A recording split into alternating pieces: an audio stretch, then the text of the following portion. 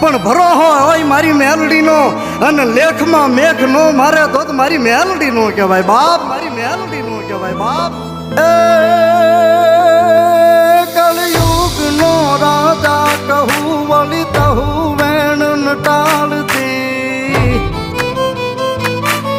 ભોળા હૃદયના ભાવને તો ભૂમંડળથી ભાળતી, એવી બેઠી અંધારિયા વડવડ થડમાં જેવડી, દોડીને આવે ધાડ ધાડા મળાવું કારણ મેલડી, મારી મળાવું કારણ મેલડી.